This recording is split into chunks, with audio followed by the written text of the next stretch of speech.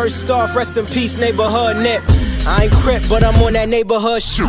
Building business, it's that black owned. If you hustle, better hustle till your pack gone. If you work, better work till your back hurt. And if you rap, make it better than your last verse. Yeah, more lyrics.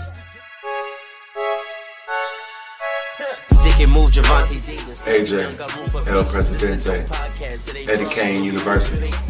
Hill gon' heal, regardless. You, Buchanan, Bethel High School, by way of Three Man Weave, LLC. Michelle, producer, based over here. You can catch this wave from the Marlins to the Mariners. Doing things you can't believe.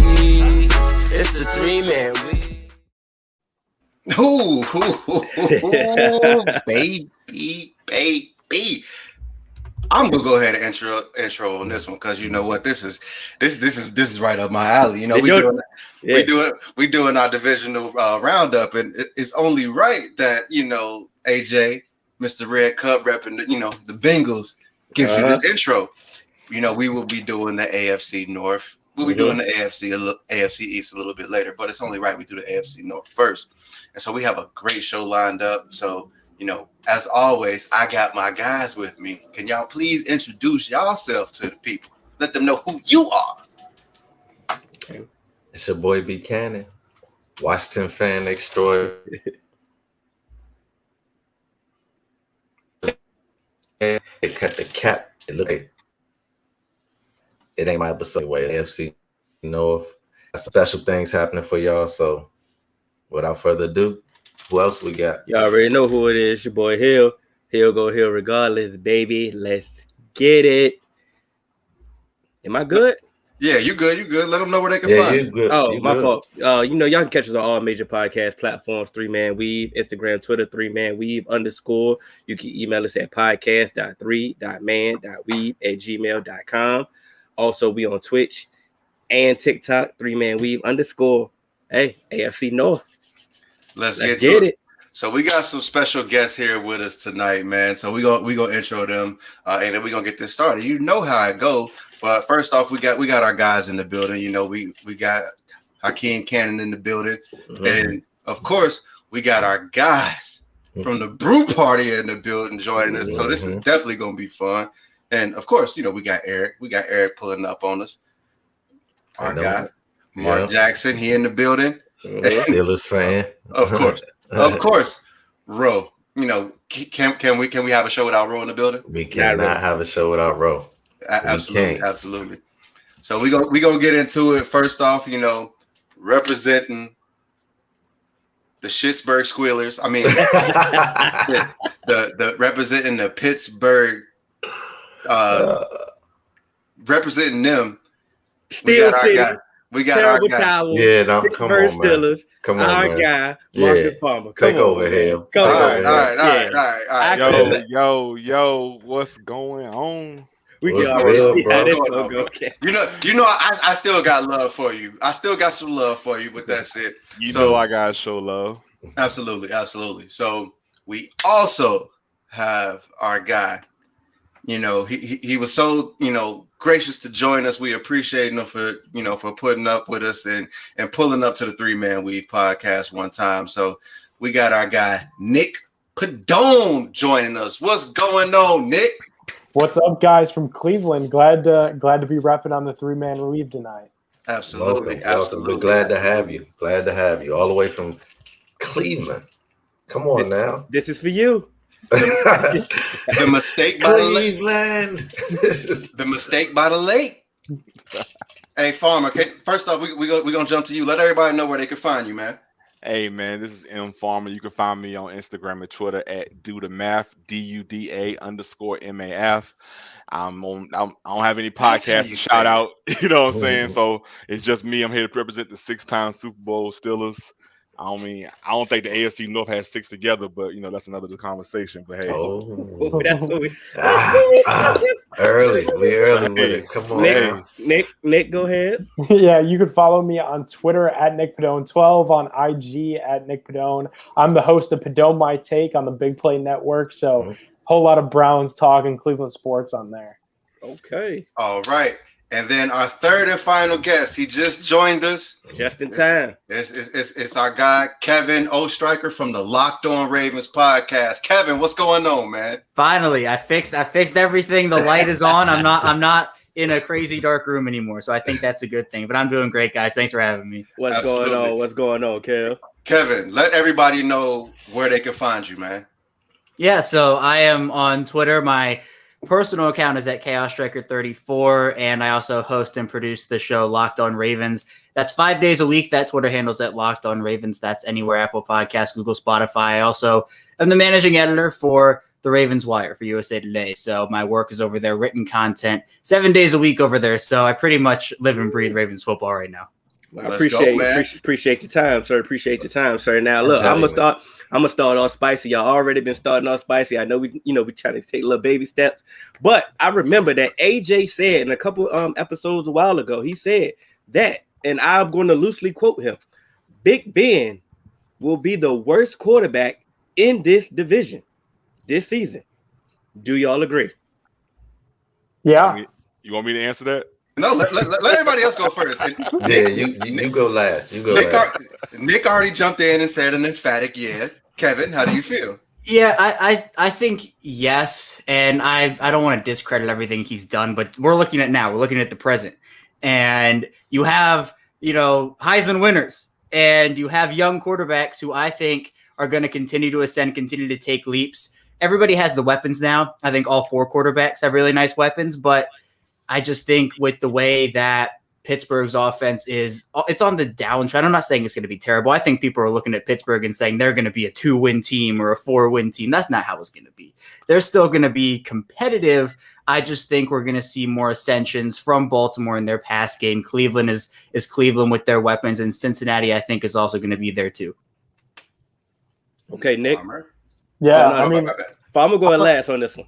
Yeah, I mean, I'm on board with them. You know what I mean? I think that all the young quarterbacks are showing what they were able to do last season, and the Browns especially, kind of put the Steelers out of their misery there at the end. They had the, troublesome game against Washington, and then some really tough stretches of bad football where Ben looked like he was the worst quarterback in the division last year, and that was a division with Ryan Finley as a starting quarterback for the last couple of games. So I look at this division and just a lot of young talent, and Big Ben is the outlier. And maybe that's not, such a bad thing for the long term, because you guys have a couple good, young, just flyer dudes over there in Pittsburgh. You have Dwayne Haskins, who's, from Ohio, Buckeye kid. We followed him closely here during his time at Ohio State. So maybe that could pan out. If not, maybe Mason Rudolph. But Big Ben for this year, not it. AJ, everybody told me I was hating. Yeah, so AJ, explain your statement. The reason why I explained my statement is because I just looked around the division, saw what the rest of the division had, and I also took into account how everyone talked about the Bengals last season with our offensive line. It's almost like the Pittsburgh Steelers decided to take a page out of the Bengals book and not do anything with their offensive line. You have an aging quarterback. This ain't old Big Ben. This ain't Big Ben who's going to be in the pocket, breaking tackles and making plays on the move. Even though he wasn't like a great runner, but he was strong and he was going to break tackles. So he's back there. He's a statue now, and he's always fucking hurt. So you can't tell me that putting him behind that. What you do in the draft is go and get a first-round running back when a lot of running backs are only as good as their offensive line. You can't tell me you put that patchwork offensive line together and just going to hope everything pans out. And you can't tell me that this is going to be a good season for Big Ben. You guys are in jeopardy of having Mike Tomlin's worst season ever. Now, Marcus Farmer, it's your turn to rebuttal. You heard what these guys have said. I just don't think Tomlin going to go out like that. Let me say that before he goes. I feel you. Yeah, Ricky ain't think he was gonna go out like that either. First, let me touch on the Tomlin thing. When Big Ben got hurt second week of the season, the year before last, we went 8-8 with a backup quarterback who shouldn't even be in the NFL. So let's start there. So even with our worst team, worst foot forward, we went 8-8. So let's start there. So not your worst offensive line though. Keep Mike Tomlin out your mouth. So let's start there. Second of all, if I told you last year that Big Ben threw for 33 touchdowns and only 10 interceptions with a 94 quarterback rating, what would you say? So show me, if everybody, it's such a hot take right now for everybody to say the Big Ben's on decline is going to be the worst quarterback in the NFL or worst quarterback in the division, where Joe Burrow hasn't even completed a full season yet. And don't get me wrong, everybody's a Super Bowl contender preseason, so that's cool. Let's clap our hands. You got it. The Bengals offensive line is probably as bad, if not bad, as the Pittsburgh Steelers. And the 3 offensive linemen that we lost, probably the lowest grade offensive lineman in the division last year. So what did we really lose? Sometimes it's addition by subtraction. So yeah, we got rid of ours. So we got rid of Villanueva. He's with the Ravens, and we've seen what he's doing in preseason. He might not even make the team. He's their starting right tackle right now. Good riddance. Thank God y'all have him. We lost Marquise Pouncey. That one hurt, not necessarily for the performance, but for the experience and just being the captain on the O-line. We replaced him with a young third rounder, Kendrick Green, who I think is going to be a star. People are sleeping on him right now. We replaced we picked up Trey Turner, Pro Bowl guard. You know what I'm saying? He was hurt last year, coming back, so you can't beat that. So you might call it patchwork, but we drafted Kevin Dotson. We drafted Dan Moore. So we have some pieces on the O-line that's going great. We drafted, if not the best running back prospect in the last 5 years, it's Najee Harris, who can catch out the backfield as ran in between the tackles and a true 3-down back. So if you're going to ask my opinion, who's Big Ben, I will be remiss if I say he's the best, but he's no worse than the third quarterback in the division, because right now Joe Burrow hasn't shown us anything. He hasn't even shown us he could play a full season yet. So let's pump the brakes before we start throwing Joe Burrow in the elites in the AFC North. Okay. I never said elite. And listen, one point that I want to add. One, I like how you're definitely prepared. I like that. But one thing I want to add is patchwork offensive lines sometimes turn out to be the best offensive lines. The Hogs were a patchwork offensive line. The Great Wall of Dallas, that started off as a patchwork line. So it's like patchwork. Hey, and I do like that center that y'all drafted, because I had my eye on him, because as he'll know, I pretty much just all I did for the draft was look at offensive linemen and linebackers. I didn't look at no other position. So good pickup. So go ahead, AJ. Real quick. This question is for Kevin and Nick to kind of direct towards Mr. Farmer here. If the Bengals went into the season with what the Steelers did on their offensive line, what would you think of what the Bengals did? I think both teams have concerns. Honestly, you look at it, Cleveland has this god offensive line right now. Yeah. And then really the Ravens have been dealing with their injuries. Cincinnati, did they do enough? Pittsburgh, did they lose too much? It's kind of so to answer your question, I mean, I think both teams needed to do a little bit more on their offensive line. I'm not saying that they're going to be worse than what they were in 2020, because honestly for Cincinnati, I just don't think that's possible. And for Pittsburgh, yes, losing Pouncey, Villanueva, with Villanueva being in Baltimore, hopefully the scheme fit will be better for him. But at the end of the day, how is Pittsburgh going to be able to, losing to Cash or losing Pouncey? Were those guys performing at a high level before they retired? I mean, they were on the downswing. So I don't know. If you flip-flop Cincinnati's line with Pittsburgh's line right now and ask me who's the better team, I probably still think it's Pittsburgh, just because of the weapons that they have and the provenness of Ben Roethlisberger. But that's not saying Joe Burrow can't take that leap, because I think he will. But it might take him a few weeks to get into the full swing of an NFL season with his injury and in the time that he missed. And I think Cannon kind of hit on it too. In the very first thing that he said after Farmer went on his tangent is you cannot discredit Mike Tomlin, man. I would rather have Mike Tomlin with the Steelers line than Zach Taylor with the Bengals line. Shit, me too. That's not a hot take in saying that. I wanted him fired. Mike Tomlin could do way less. He could do way more with less. And Zach Taylor has weapons around him. That's a loaded offense. And they added Jamar Chase. T. Higgins was good last year. They got some good big tight ends. But you need Mike Tomlin. You need Kevin Stefanski, Harbaugh in Baltimore. Zach Taylor now kind of almost looks like the outlier coach. And that's what holds me from putting, Bengals as, a legit third in the AFC North. Wait, let me just clarify. I didn't say the Bengals would be a legit third. I just said Ben Roethlisberger would be the fourth quarterback in the division. I didn't say where the teams would finish, just in the quarterback ranking. That's all. I think that's fair. Yeah, I mean, I think you're still on board there because I think Burrow bounces back this year. Let me get this thing back on track, right? I'm loving the energy. I could have just sat there and let this thing roll. Kevin, got a question. Now, you alluded to the offensive changes that you guys made in the Ravens, but first-round draft pick receiver, he's hurt. Sammy Watkins, he's hurt, and he's hurt again. Hollywood Brown has yeah. So, are we really excited for this passing game to go to the next level? We are, and look, I will not sugarcoat things. The injury situation that Baltimore's had throughout training camp these first 2-3 weeks it's been getting a bit crazy. It seems like every day there's at least one other person who limps off the field or goes in early. That's football, and two, I'd rather get him out of the way now.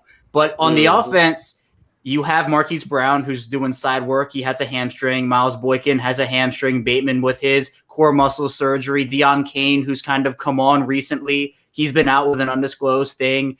And now Sammy Watkins isn't practicing with a thing that he has. So the Ravens are down. I think at one point, and this still might be the case, they had 13 receivers on their roster just because they've had to sign guys because so many people have been hurt. So assuming everybody gets back and healthy, and let's say Bateman comes back in week 4, that's just around then, I think I am excited about it. The offensive line, I think, still has to gel because there have been guys hurt there too. Kevin Zeitler just returned, Ronnie Stanley coming back, Bradley Bozeman's been dealing with some things. But the way that people have viewed this for the last couple of seasons is that Lamar Jackson has not had the proper weapons to fully ascend as a quarterback. Mm-hmm. And I point to what the Bills did with Josh Allen. They go out and they get him a true number 1 with Stephon Diggs. The Cardinals go out and they get DeAndre Hopkins to help Kyler Murray out. So the Ravens, they don't necessarily get that true number 1-ish star, but they add the pieces around him. Brown and Mark Andrews is there too. And now with Watkins and Bateman, hopefully when they get back, I think this offense is going to open up. Greg Roman's faced a lot of flack for his passing concepts over this, especially over this past year. So I think he knows it's time. The Ravens also brought in 2 great coaches in T. Martin and Keith Williams. Keith Williams has worked with Devontae Adams, Tyreek Hill, Sammy Watkins himself, and he's done a lot of great things. And it just seems like there's an energy shift. So I think the Ravens aren't going to all of a sudden become this, 50 pass offense, this air raid offense. They shouldn't be. Their rushing offense is historic, and it's going to probably stay that way for a pretty long time. But in order to win at the NFL level, you have to have a competent pass offense and a competent run offense. And right now, I think the Ravens are putting those pieces around Lamar Jackson so he can ascend. We've seen Des Bryant on Twitter go on a couple of little things where he said, look, Lamar Jackson has this potential to do this stuff, but the Ravens have to open up their offense. So I think this is finally going to happen this year. It might take a couple weeks again, just because there have been so many guys out. There's been so much shuffling, but when it's all said and done at the end of the year, I think we can look back on it and be pretty surprised and pretty pleased with how the Ravens performed in the passing game this year. I'm glad you said that because you brought up, obviously you were talking about your guy, Lamar Jackson, and you also brought up Josh Allen. I'm glad you brought that up because he got paid. He did. Nick, I know you, Nick, I'm coming to you, right? Oh yeah, I'm ready for it. Mm-hmm. So how do we feel about Baker Mayfield? Yeah, so, I'm from Cleveland, guys. So born here, raised here, lived here my whole life, and followed this team since they, returned in '99. You got to pay Baker what he wants, because, and I really would like to see this get done now. It's the smartest thing ever. Because the sooner he's not getting any cheaper. And we know Baker from his time in Oklahoma is not a guy that's going to bet against himself. He's going to bet on himself. He wants to go out there and win the MVP and take a crack at the AFC and a crack at the Super Bowl, quite frankly, this season, because he wants that big payday. And he wants, maybe he's scoffing at what Josh Allen got paid because he thinks he could have a breakout year and get Pat Mahomes money. I don't know what's going through Baker's head. He is that kind of guy. He is definitely wired that way. I surely wish that Andrew Berry and company would have proceeded with a little bit more urgency on the Baker Mayfield front, just because I don't want it to be like a Dak repeat situation where we're like, are we going to pay Baker, the first quarterback that we've had in this town, and how long? And I don't want it to become a distraction, kind of like what happened in Dallas. Mm-hmm. That's exactly why I asked you. So, speaking of quarterbacks, let's keep this theme going. How's Joe Burrow's recovery coming along, AJ? Joe Burrow pretty much is, I would say he's 90%. When you have an ACL injury, once you get about 9 to 10 months out of surgery, your percentage of re-injury goes down immensely. And the very first the very first week of the season puts him 9 months away from surgery. And so I'm not worried about Joe Burrow at all. Joe Burrow, mentally, he's attacked rehab. He's done all of that. He's looked great in practice. Regardless of what you've heard, the reports that you've heard, Joe Burrow has looked great in practice. The days that he looked bad is the days that they were doing installs and they only had 2-3 plays. And Joe Burrow can't do what he normally does. What is here? Joe Burrow can't come up to the line and say, okay, they're putting this guy in the box, or they're pressing here and they're shading this way, and he checks out of it. So that it made the defense look better because the defense knows what's coming. The defense knows, hey, we're running this. They're running this play. Let's guard it. That now that we're getting closer to the season, Joe Burrow is able to come up to the line and do checks. The offense has been kicking the defense's ass. Jamar Chase, regardless of what they've been telling you, Jamar Chase has been kicking people's ass in practice now that him and Joe Burrow can look at each other, pick an option route, and, they can run that. So our offense has gotten up to speed. Joe Mixon's healthy. T. Higgins, he's recovered from his hamstring that he was dealing with all last season while he put up those great numbers. Joe Burrow's healthy. And regardless of what you say about our offensive line, someone mentioned it. I think it was you, Nick, that said addition by subtraction. We got rid of Bobby Hart. That was Marcus. That was Farmer. That was Farmer. So regardless of what you say, we got rid of Bobby Hart and we replaced him with Riley Reef. So not only is Bobby Hart out of our lineup, we did make an upgrade with Riley Reef. So our offensive line has gotten better just by doing that. I don't know if you guys have seen Bobby Hart, but he should not have been starting in the NFL. Okay. So just that alone has made our offensive line better. And there's been competition. So even I honestly don't care if our offensive line is a top 10 offensive line in the NFL, because quite honestly, you don't need a top 10 offensive line to be competitive. You need a competent offensive line. You can't just let free runners go. You can't have people who can't communicate. We need to be able to communicate, guard stunts, and that's what Bobby Hart failed at. Bobby Hart was letting stunts and free runners go all the time. That's all it is. So if we can be competent, give Joe Burrow some time and allow Joe Mixon to be Joe Mixon, I think our offense can be, even with a top 20 offensive line, our offense can end up being a top 12 offense. All right. So we're going to start it off. We're going to end it like this. I'm sorry, y'all. The energy is so great right now. I don't want to end it, but we got to keep this thing moving. So we're going to go like this. Marcus Farmer, start off with your prediction, the record prediction. All right. Mind you, it's one more game, bro. I don't want to be a homer, so I'm gonna be realistic. Just looking at the schedule, and we probably have the hardest schedule in the NFL this year. My heart says 10-7. My heart says 9-6. I just think that top half of the schedule, I think there's gonna be a couple losses in there. Pittsburgh always loses to one team that we kind of play down to the competition level. So if you want to ask my pick, I'll say 10-7. But if you go 9-6, y'all not making the playoffs, right? We'll probably be a wild card team. You never know. AFC is top heavy. It'd be 9-8. It's 9-8. 9-8. Y'all know what it meant. I'm sorry. You know what I meant. But yeah, I think 10 wins this year is going to get you a wild card. I don't see foreseeing 9. We never know. It all depends how I check. To me, the AFC is top heavy. You got the Chiefs, you got the Bills, and then everything else is up for grabs, in my opinion. And that's just being real. I think the Cleveland hype is a little premature right now. On paper, every team looks good on paper. I think Cleveland has an amazing roster, but until we see it all together, I need to see that defense. Yeah, everybody's giving Cleveland the Super Bowl before the first snap's ever been taken. So we'll see what happens. But I think 10 wins will get us in a wild card, and anything can happen there. All right, Nick. They got you in the Super Bowl already, Nick. You ready? Yeah, I don't know about Super Bowl guys. I think this team is We talk about Baker being the first quarterback in forever, right? How about Kevin Stefanski? We finally have a well-coached team, and that was my biggest takeaway from Jacksonville, where the Browns' third stringers were hanging in there with Jacksonville's starters, was just because it doesn't matter who steps on the field, they're going to be well-coached. I think that's what I'm looking forward to the defense too. Now that they finally have some talent on that side of the football, they'll hopefully be able to string things together mid/late season. JOK absolutely has balled out in camp after coming off the COVID list, and then coming into the preseason as well. He played phenomenal in Jacksonville, so it's crazy how that dude fell to the second round. I'm going to go 12-5. I know that's kind of a bolsterous take and a bolsterous position to take, but it's time for the Cleveland Browns. They wandered through the desert for 20 years of 1-31 and Hugh Jackson 30. and Freddie Kitchen. And it's time, it's definitely time for the Browns to make that next step, and that's winning 12 games and get into the AFC Championship berth this season. 30 years. Kev, I see your face. I see your face.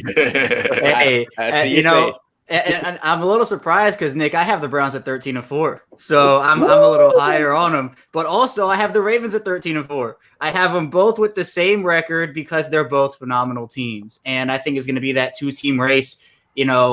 Baltimore in general, though, I think they addressed their needs, and obviously so did Cleveland and so did so many other teams. But the way that Baltimore attacked this offseason, they saw what happened in Buffalo in the divisional round. They saw how bad that offensive line played. Lamar Jackson got a concussion in that game because his center couldn't snap the football properly. So they kind of reworked their offensive line. I still think, and I've said it before, it's going to take a few weeks, maybe a month or two to get everybody situated. But you have Lamar Jackson, former league MVP, unanimous MVP. He's going to, I think, ascend this year. People said he had a down year in 2020 compared to his MVP season. Absolutely he did, because I don't think many people, if any, can continue to ascend from a season like that. By the time Lamar Jackson's 30 years old, we'd be talking about him having 100 touchdowns and all this kind of stuff. So statistical regression was expected for me, but he was efficient in a lot of areas that I thought were key for him. Red zone completion percentage. He needs to work a bit on his deep ball, and he's been putting in works over the receivers. But with the defense they have, Justin Houston, I thought, was a huge, huge get for the Ravens, just because they lost Matthew Judon. They lost Yannick Ngakoue. They needed some pass rushing help. I think the defense is going to be another top 5 unit this year. You have Marlon Humphrey in that secondary, Marcus Peters too. That taunting penalty might get him a few times, but you know what? You'll take it with a Marcus Peters. So I think this is a 13-4 team. Now, I know a lot of people have said this is a Super Bowl year for the Ravens. I personally don't see it that way. I think they can win the Super Bowl. Don't get me wrong. They have all the pieces. But if they don't, this is not a Super Bowl or bust year for them. I think it's AFC Championship or bust, because that shows growth. They went to the divisional round. Lamar Jackson gets that first playoff win. If they can get to the AFC Championship game at least this year, and if they can win the Super Bowl, then I'm sure they'll take it, obviously. But I think that at the end of the day, AFC Championship or bust is my prediction this year for the Ravens. I appreciate that. So, AJ, go ahead, wrap it up. I'm going to go ahead and wrap it up. I'm going to be quick. I'm going 7-10. Mm-hmm. Anything less than 7-10, Zach Taylor's not the coach. He's got to get fired. I've asked for Zach Taylor to get fired last year. We all know this. I'm not sold on Zach Taylor. At least Lou Anarumo's got to go. But anything less than 7 wins, he's got to go, and we got to get on the market. And please bring Eric Bieniemy into the Bengals organization like he used to be as a player. I think with where we're at now, Lou Anarumo has all of his players. If we're a bottom 5 defensive team, Lou Anarumo's got to go. If Joe Burrow's dropping back to throw 40 times a game, Zach Taylor's got to go, because you're an offensive coach. This is the offense that you designed. You have Joe Mixon. You talked about how Joe Mixon is, a top 5 back in this league, how Joe Mixon can catch out of the backfield, how he runs between the tackles, runs outside of the tackles. If you don't allow him to assert himself as one of those top backs in the league and you're just sitting him back there, no, it's got to go. You have to create balance in this team. You have to allow the weapons to really be who they are. So to me, the path to us getting 7, I think our window is between 7 to 9 wins. If we upset some people, we can get to 9 wins. But I believe the minimum is 7, and our path to upset those teams are getting Joe Mixon 25 plus touches a game, because now that's going to open up everything else. Because Joe Burrow's healthy, you replaced AJ Green, who had 100 targets, with Jamar Chase, who looks healthy, who looks good, who has a rapport with with Joe Burrow. And then you're bringing back a 100% healthy T. Higgins. T. Higgins was playing on a bad hamstring all season long, got 900 yards. Tyler Boyd, who I've been calling for the longest, the best slot receiver in the league. Nick, I don't care about Jarvis Landry. Tyler Boyd is the best slot receiver in the league. 2 back-to-back 1,000-yard seasons. He would have had it again last season if it wasn't for playing with Brandon Allen and Ryan Finley and then getting ejected in that Dolphins game, which was completely trash. But I think we have the best receiving core in the league. In the division. And Joe Burrow, I think, is going to be, back to 100%. So I think right now, seven wins is our floor. So I think 7-10 is where we're going to be.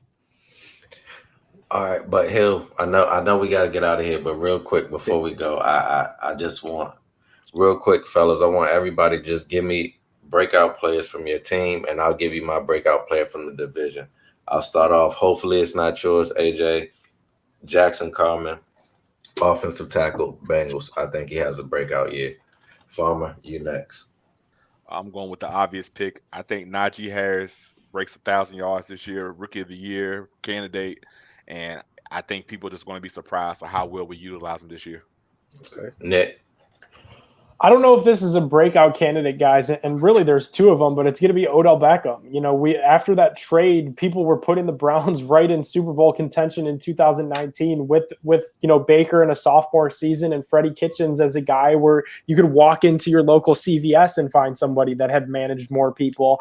And the expectations were that sky high, and Odell Beckham has never lived up to those expectations in Cleveland. Despite a 1,000-yard season, it didn't come with much success in the win column. It was a 6-win year. So I think if Odell is healthy and if he's engaged and locked in, and as he tells us, the media, every day that he speaks, that he doesn't care about the touches and he doesn't care about the targets, and it's all about getting to that Super Bowl at this stage, then the sky's the limit for this offense and for Baker to have a true number 1, and that's going to be OBJ.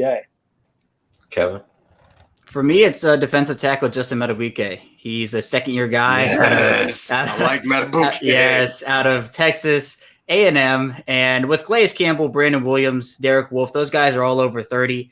I expect the Ravens to kind of scale those guys' snaps back a bit and put Madubuike in a role to succeed. Didn't do anything special on the box, scored 19 total tackles, 1 sack in 2020, but he was chasing down screens. He was generating interior pressure. He was stuffing the run. In the preseason game against New Orleans on Saturday, he had a forced fumble, was in the backfield. This guy's going to be a stud, I think, in 2021. He's been my breakout candidate for months, so I have to stay consistent and go with him.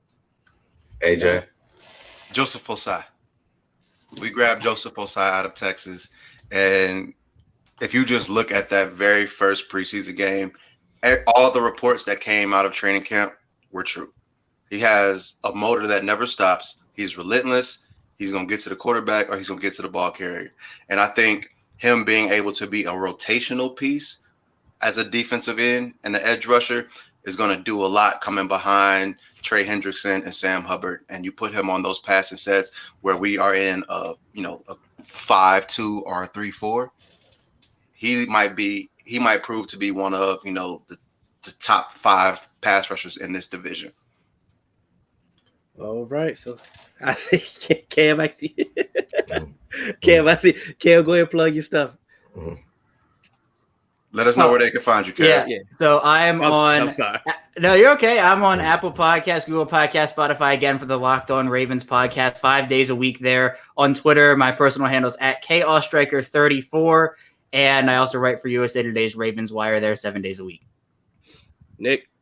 Yeah, definitely. You guys can follow me on Twitter at NickPedone12, and my podcast on the Big Play Network is Pedone My Take. So go check it out for a lot of Cleveland-based sports talk.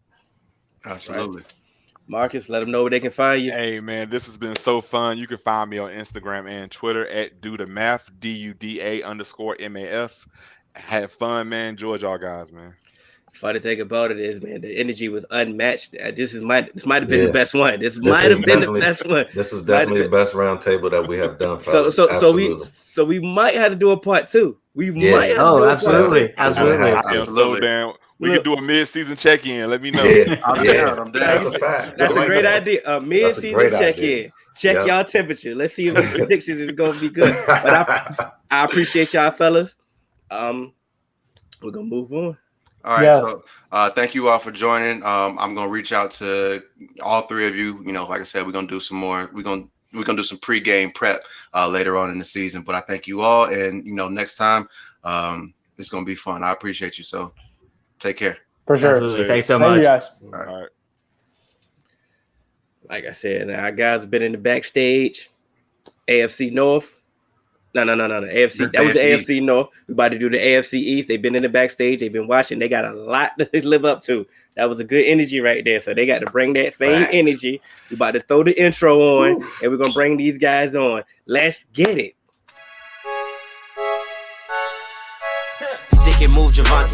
AJ, El Presidente, Eddie Kane University. Hill gon' heal, regardless. You, Buchanan, Bethel High School, by way of 3-Man Weave, LLC. Michelle, producer, Faith over here. You can catch this wave from the Marlins to the Mariners. Doing things you can't believe. It's the 3-Man Weave. All right, who we introducing first? We're gonna go out. Well, we got to go with the division leader, division winner, our guy. We're gonna bring in Lou first. Lou. Yo, Bills Mafia in the house, baby. What's up, Lou? What's going on, Lou? What's going on? You good? You ready for that fantasy this year? I'm ready, man. Defending champ in another league. I'm coming back, baby. I'm coming back for 3-Man Weave title this year. All right. Hey, Lou, what pick are you in BLTB? 12.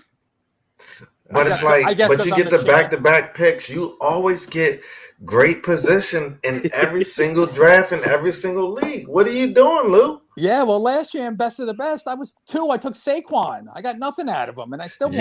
Yeah, but you still was able to 2 put you in good position. You did. You had a great draft after that, so definitely, I commend you. You're a great fantasy player, Lou. Thank you, man. I appreciate that. Thank you. And speaking of fantasy, we got There's No Crying in Fantasy coming on right after we're finished with this. So let's get this going. We're gonna bring in the Miami Dolphins representative, Edwin. What's up? What's going on, brother? Not much. Chilling, man. Coming for that crown this year. That's what we do. Okay. I was waiting for some smoke. I'm waiting for some smoke. He a little laid back. We getting Josh Allen the fuck out of here. Bring it. Right here, baby. Let's go. And we got the New York Jets representative, our guy Dane Johnson. What's going on, y'all? What up? What's good, Dane? Yo. What's going on with you? Guys fighting? I'm good. I'm chilling. Watch this dreadful Jet season. I know they're gonna win like about 4 games, but I watched the preseason game Saturday night when they played the Giants, and they looked pretty decent on defense. But I don't want to judge off preseason. I gotta wait till the real games begin. All right, we still waiting on our guy Fitz from JDF Sports. He's running a little bit late. He's going to be representing the Patriots. So once he gets in, we're gonna bring him right in. But still, we're gonna start off with you, Lou. You know, the division winner. Y'all definitely Super Bowl contenders. Let's speak on your off season and what you think about the upcoming season. Yeah, man. I mean, they're finally fucking good, which is amazing to me. So the off season was pretty good. We re-signed a lot of our guys, which was huge. Guys re-signed before the free agency period even started because they wanted to stay. So I thought we were going to lose Matt Milano. I thought we were going to lose a few guys, but they all seemed to stay. That we didn't bring in too many big free agents because we didn't have a ton of money. But like I said, we brought our guys back.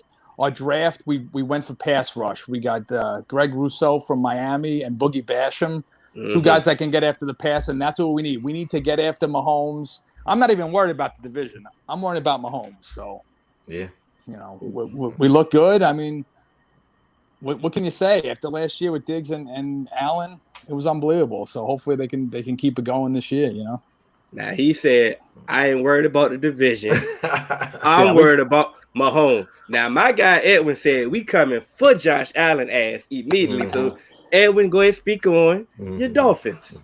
Yeah, last year facing them Bills weren't good. Those 2 games, I was pretty upset about those games. But I feel like the Dolphins will be better this year. We made some good picks in the draft. We got Jalen Waddle, speed receiver. It's gonna be the 3rd receiver for us with Will Fuller. He'll miss the first game. Then Devontae, hopefully he stays healthy. Should be better there. But then we got Javon Holland, who probably play some nickel, might play some corner. He'll probably share it with McCourty. And then my boy Tua, he's going to step up this year. He showed a little flash in the preseason against, the Bears. Even though they're bringing the heat, I'm like, damn, they're going to blitz every time? Come on, every time. Like why? But hey, put your boy to the test, man.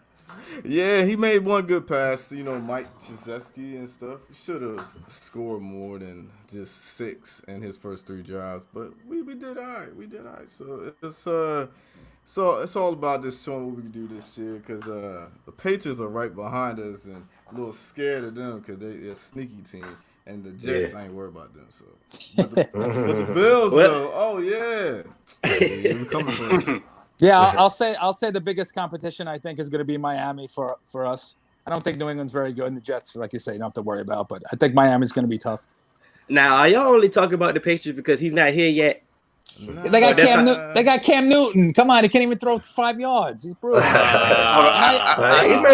a couple good passes against Washington. He made a couple good plays. Can I just step in and cape for Cam Newton for a second? All right, go ahead. Go ahead. What was the Patriots record before Cam Newton went out with COVID?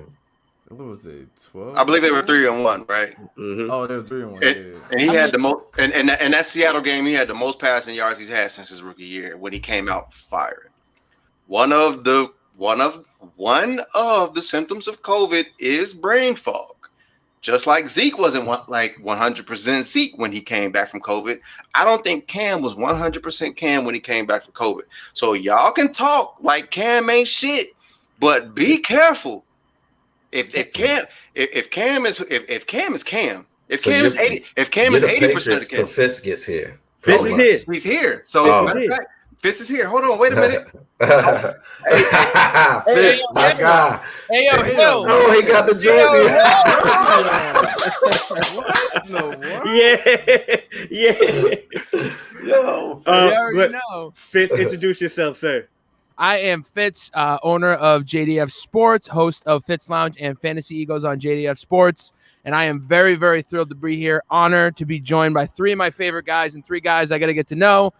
So I appreciate you guys having me on. I'm ready to talk some football, some fantasy, some Patriots, some Cowboys, whatever you guys want to chop it up about. All right, well, let's get it. Well, Dane, you was just at the preseason game, so what do you really think about the Jets' upcoming season? First of all, I'm glad we got a new coach. Robert Saleh, he looks like, a leader of men, like something Adam Gase wasn't. The defense came out firing, and I like his energy with the team. The team is not going to go nowhere. I just want to see improvements with the team. I know they're not going to be a playoff team, obviously, but I just want to see improvements on every aspect. They're changing from a 3-4 to a 4-3 defense. I like what Quentin Williams said earlier, talking about he wants to try the 4-3 and he wants to strive in it, and also he's changed his stance. So I like what he's talking about, and I just like the way the team played. I know the preseason you can't just judge it 100%. But Robert Saleh changed the culture with the Jets, which Adam Gase didn't do. He's supposed to be an offensive he's supposed to be an offensive genius, and the team is just all over the place. So I know this is going to be a defensive team first. I don't expect Zach Wilson, to make a big leap. He's 21 years old. You can't ask a 21-year-old quarterback who just to throw him into the fire and just make magical things happen. So I know it's going to be some learning curves, but I just want to see improvements with the Jets. Be competitive in games. Maybe an upset here or there. But I don't want them getting blown out. A lot like they did under Gase. Yeah. So it's just a learning. Where they can improve on basically this season. Now, Fitz. Yo. Seemed like the Bills that took over the division and they don't feel like giving it back. No, we ain't giving it back. As you hear, so let's talk about it. Look, what are the Patriots going to do this year? So the Patriots, I think that they are obviously going to improve on what they did last year. And when I joined, I heard my boy AJ talking about Cam Newton. I think that that's a big piece there. And everyone's focused on Mac right now. He looked very good in the preseason. He was sharp, had good pocket presence. I totally get it. But I need to give my guy Cam a little bit more time. I mean, this dude joined in. We talked about it before. He joined in late last year. He missed time because of COVID. He had 0 weapons. The offensive line was depleted. He joined a system that he's never played in before. He got thrown into a shit system. And it was a tough adjustment for him, so it took some time. He's got some weapons. I think Jonnu is going to be an absolute monster. I love the running back by committee approach that we're going to go, which we do every single year, but I'm a big fan of Damian Harris. I think that they're going to give Sony Michel another chance. Hunter Henry is exactly that Rob Gronkowski type, strong blocker. The red zone attack of the Patriots is going to be insane. You got Hunter Henry, Jonnu Smith, 2 tight end set. You got Damian Harris or Sony Michel in the backfield. You got big body Cam Newton who can run it in or throw it. You got either N'Keal Harry, who's a big body wide receiver. You got okay. All right, Eric, I get it. I just did this for Hill. I just wanted to smile on my face. I was going to shoot you some bail. But, they're going to have a strong red zone attack. And their defense is always strong. That's Bill Belichick's. Bend, don't break. You can score you can put up as many yards as you want. You don't score as many points on them. They got Stephon Gilmore. I hope they can get him into the contract that he's looking for, or at least get some sort of agreement so he plays happy the rest of the season. You got J.C. Jackson last year. Very, very good cornerback. I love Kyle Duggar. Wait. You got this guy? This guy, J.C. Jackson, burnt by Stephon Diggs? Yikes. We do. Remember that? Get that posted up. I do remember that. And so, they've got a good secondary. They have a better front seven, hoping that they can stop the run a little bit more this year. My expectations for the Patriots is that they're going to be battling for the AFC East. And I do think that the Buffalo Bills are the better team right now, but I would not sleep on the Patriots. It's been 1 year. They still got Bill Belichick. They've got a much better roster this year. They know what it's like to win the division. I do think that Josh Allen could win an MVP this year. I think the Buffalo Bills could go out strong, but I also will not sleep on the New England Patriots this year, especially with a revamped team. They've spent some money. They drafted well. They're in a good spot, and they have a tough schedule. I mean, opening up, they have a soft schedule, but towards the end, they've got a very, very strong schedule. So they need to win in September and October to really make a push. So we'll be talking about a much different team in October and see what the expectation is for New England. All right. And Cam looked good against Washington. So I agree with AJ and Fitz. The brain fog is definitely a symptom of COVID. Quarterback is a cerebral position. Is where your brain has to be the most working out of the football field. A lot of other positions are read and react. This is, you actually got to think it, visualize it, see it. So it's a lot different. So I truly feel like Cam is going to be a lot better this year. I don't think Cam had brain fog. I think he has arm fog. That guy can't throw the ball anymore. He can't throw the ball anymore. That's what it looked is. like he could throw it last week. That's all I'm saying. It's cute to say, man, but I don't know. I'll give Cam a chance. In a real off season. Last year was just a weird year. So to see, because Cam is not a scrub, he could play. It's just that he was in the new system last year. He'd never been in before. COVID, he got dumped into the fire. N'Keal Harry can't play. Why don't one plays him? He's trash. Yeah, facts. So I don't know why he's still in the league, to be honest with you. But that's a different story for another day. But I'm not a huge Cam fan, but I think he'll have a better season this year. I agree with that. It's funny that everybody's talking about Cam. It's quarterback. I know it's polarizing. I understand that. But Edwin, you're chilling a little too hard now. You're chilling a little. You got Tua. Tua has questions. What are we going to see from Tua this season? An injury guaranteed. You heard it here first. And I'm not even trying to put that on your team, but that's just what the history books is telling me, man. Nah, Cam got a history, but that's my favorite player. But Tua got some weapons out there, man. Aside from running back, he ain't got really nobody back in the backfield, but he got some receivers he can throw it to. I feel like they're gonna speed up the offense. They're gonna start catching the rhythm. They might run some no huddle. They might be like, all right, Jalen Waddle, you got a mismatch out here and stuff. Devontae, when he's really on his stuff, he can really be killing these number one corners out here. Like, don't get confused. Like the year before when he had Fitzpatrick, he was going up there snatching balls, and Will Fuller, he's gonna stretch the field, and Mike Krzyzewski through the middle. Like, he got somebody to throw it to. It's not like he's throwing it to himself. Like, he ain't throwing it to Mac Hollins all day. Krzyzewski, coach, hey now. Yeah, like. Mike gonna get to the Pro Bowl this year. I guarantee that this year. He's gonna be a standout tight end and stuff. But no, I like Gesicki. Yeah. It's cool. You name all the weapons. You name he everybody else. He did say to but what is he really going to do that's going to improve other than the weapons? Can he get it there? Can he move in the pocket? Is he fully healthy from the hip injury? Has he helped his accuracy, because he was supposed to have been the left-handed Drew Brees? I'm understanding, like, he has a lot of questions that need to be answered. Yeah, he's gonna move the pocket. I think the Dolphins ain't gonna show much in preseason. Of course, he might show, like, he might have some like little turnovers here and there and stuff. It depends on who we playing. We got the Falcons next, and they trash, so we ain't worried about that. So they gonna blow it regardless. This preseason, regular season, they gonna blow the lead in the second half. So whatever.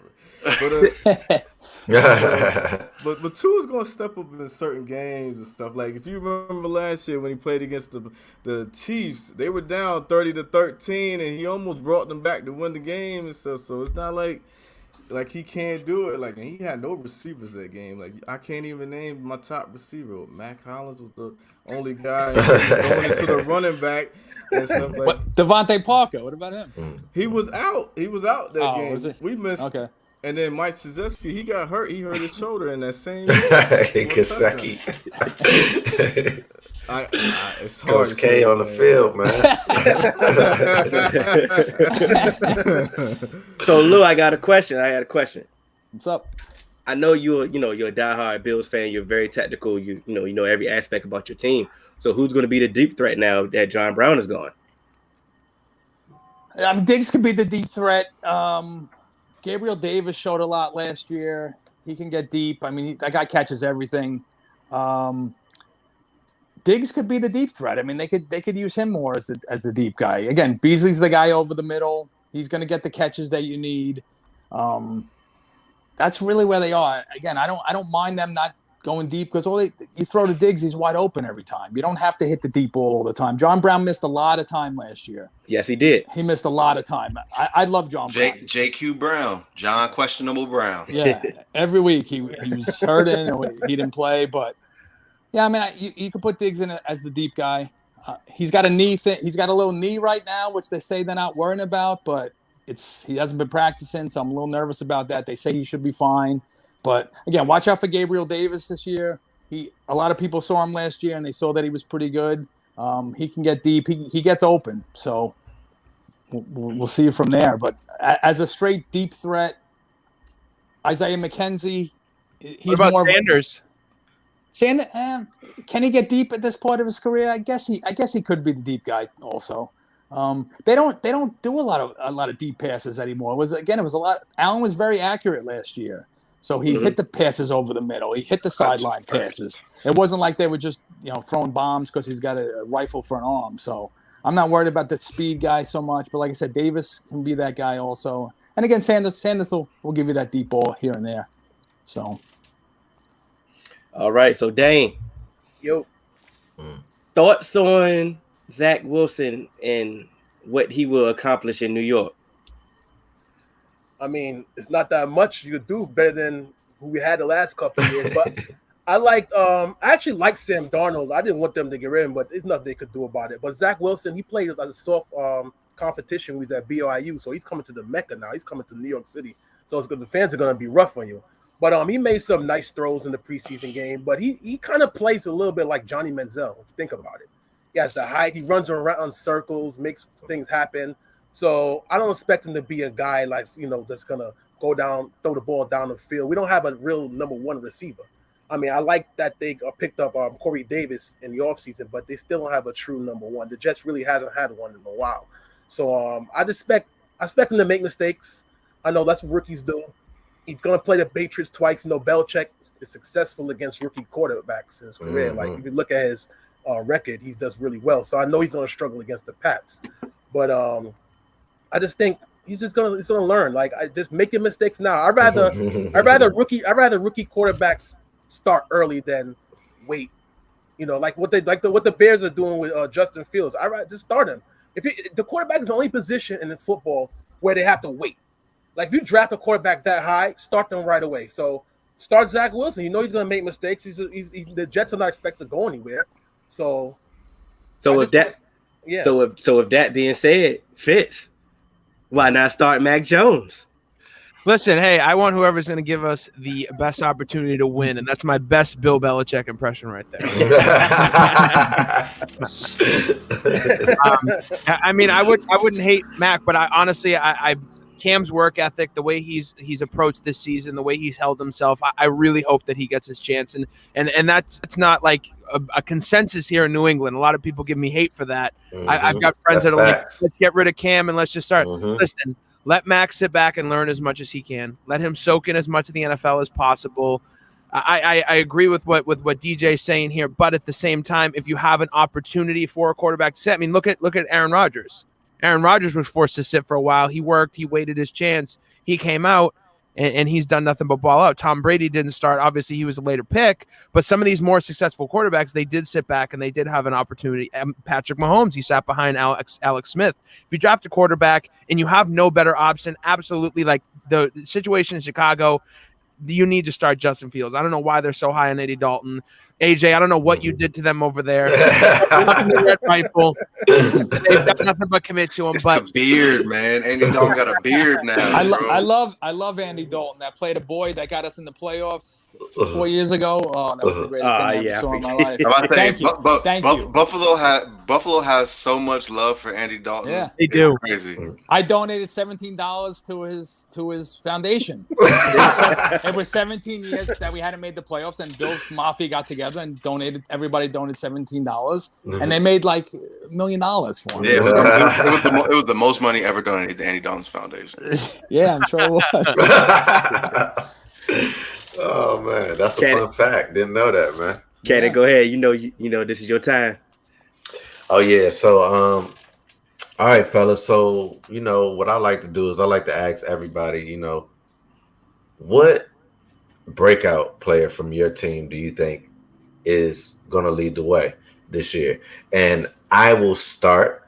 And my breakout player is from your team, Lou.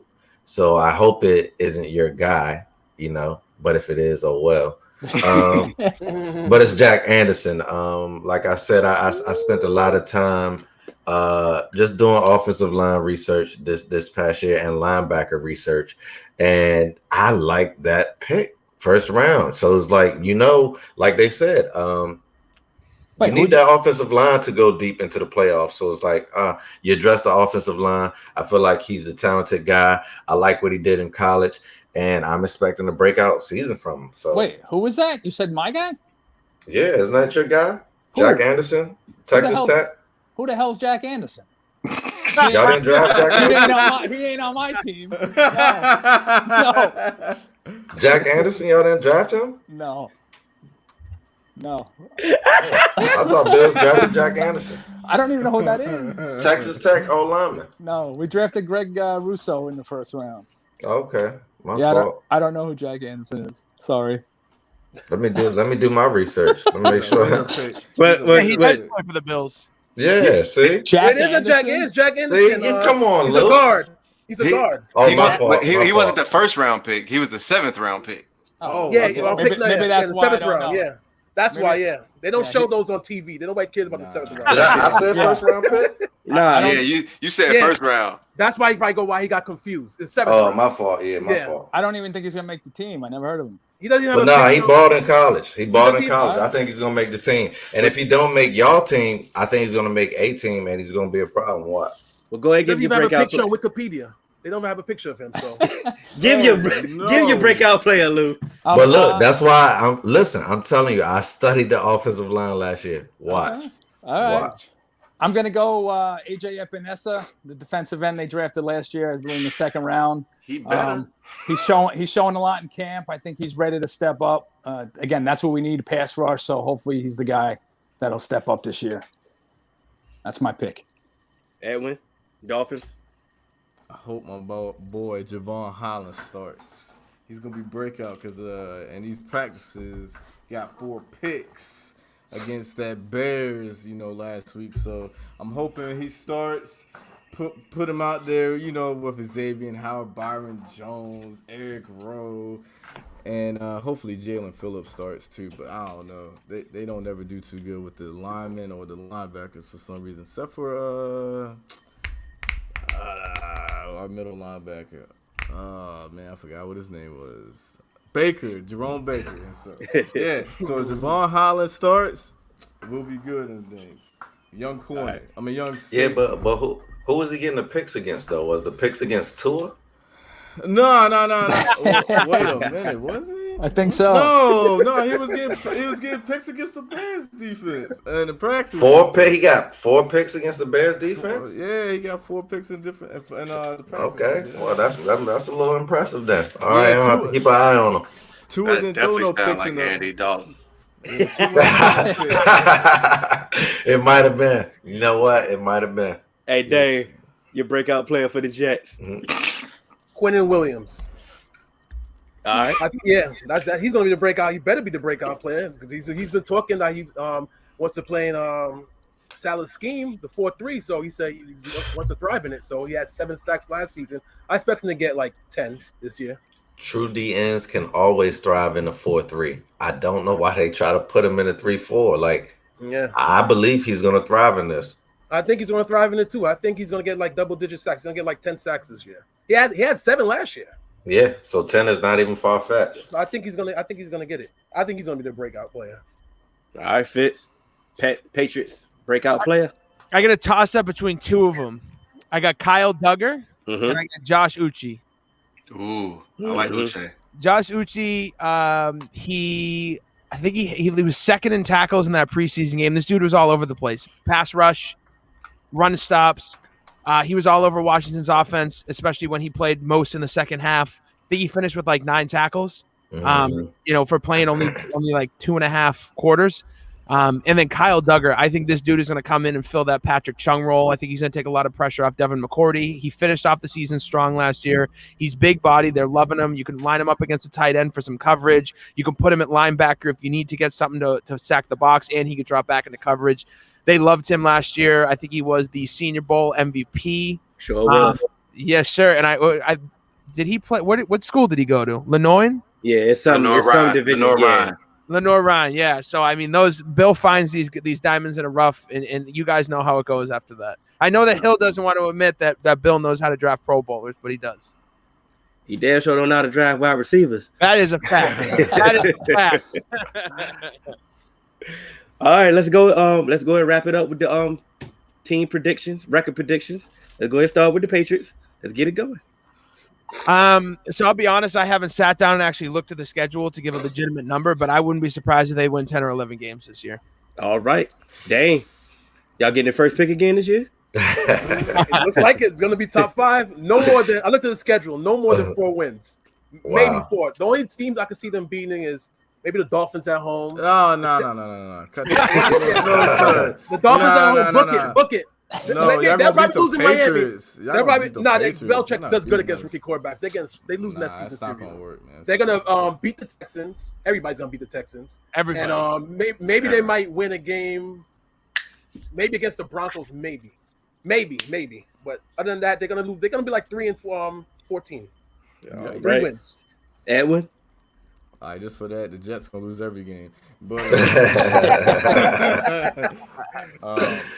I see us getting in the playoffs. We'll be 11-6 and stuff. We're gonna have a tough October, November schedule, but then once it gets into the colder weather, gets easier. We got the easiest schedule after that and stuff. I think Who division did we play this year? I think we played the AFC North. I think we played. Did we play them? I know. If we don't play the AFC North. Yeah, you don't want that smoke. Nah. I was about to say AJ looking ready. We don't play the. We don't. Because we. I know. The Bengals. We would have shitting me. Hey, didn't we take y'all to overtime last year with a backup? Stay focused. I'm sorry. I know. Nah, man, no sir. 11-6 though, and we're gonna win our first round game, then second round, then you go to Super Bowl. That's how it goes, right? Let's go. That's what I'm talking about, Edwin. Talk crazy. Yeah. I will say though, Flores is from that Belichick tree, so I don't think they'll be letting rookie quarterbacks slide either. Dang. Oh, right. I just have a feeling they're gonna split the season series. But go ahead. All right, Luke. Before you go now, y'all know y'all Super Bowl or bust. I do not care about what you about to say about your record. Y'all are Super Bowl or bust. Y'all are Super Bowl contenders now. 100%. I'm gonna go lucky 13-4. I definitely seen us going to the Super Bowl. I see a Bills Ravens AFC Championship game, and then we'll take down Aaron Rodgers in the Super Bowl, and we'll finally get that Super Bowl victory. Aaron Rodgers though? Nah, you got Aaron Rodgers going to the Super Bowl in the second round. They're gonna take it. Chiefs ain't going nowhere. Baltimore's gonna take out the Chiefs, and then we're gonna take out Baltimore. Let's go. Why Aaron Rodgers? We can debate that later. Yeah, we don't have to worry about that. Are you coming Saturday, Lou, or no? I'm not going to be there. No. All right. Well, I'll probably see you on FaceTime or something Saturday. Yeah, definitely. Everybody reintroduce yourself. Shouts out all your affiliations. Start off with Lou. I got nothing. I got this phone. I got a cell phone. That's about it. I got no podcast. Instagram, Facebook nonsense, and nothing to shout out. It's all good. Bills Mafia, baby. That's right, baby. Edwin, let's go. Yeah, check me out on the Best Kept Secret podcast. You can check it out on my Dubs in the Building IG page and Facebook page. You can check me on iTunes, Dubs in the Building. I got music on there and stuff. Beast Within clothing, beastwithin.online. Trying to think what else. That's basically it. So the hustle never sleeps. That's right. Dane. You can find me on Instagram and Twitter on DJ the Greatest. That's what my handle is. All right. DJ the Greatest. That's the easy one right there. And then the E and the is with a 3 instead of an E, actual E. So you need to say that. Yeah, you're so fancy. We would have never found everything else is spelled with an E. We'd have been following some little kid in India.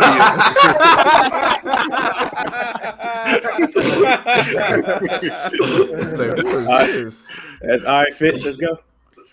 Before anyone follows anybody, make sure everyone's tuning into 3 Man Weave and rocking with these guys. They put together excellent content, so that's a first and foremost. But no doubt, follow us on JDF Sports. You can check us out on Instagram, on Twitter, on YouTube, on Facebook, on TikTok. You can subscribe to our podcast on SoundCloud, iTunes, Google Play, Spotify, TuneIn, Stitcher.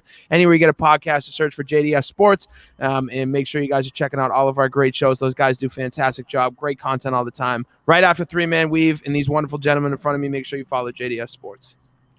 Appreciate it. Now that was good. We had the AFC North. We had the AFC East tonight. It's episode 118. I want to thank everybody that joined us tonight, but don't go too far.